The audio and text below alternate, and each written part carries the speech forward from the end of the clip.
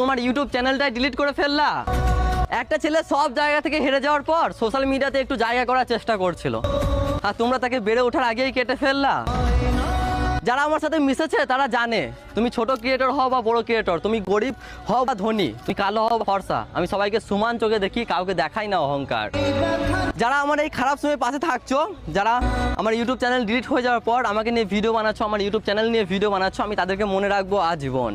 ঈশান ভাইকে নিয়ে যারা যারা ভিডিও বানিয়েছে সবার ভিডিও ভাইরাল হয়েছে। তুমি ঘরে বসে বসে কি দেখছো? ফোনটা তুলো, ক্যামেরাটা অন করো, ভিডিও বানাও। হয়তো তোমার জীবনের প্রথম ভাইরাল ভিডিও এটাই হবে।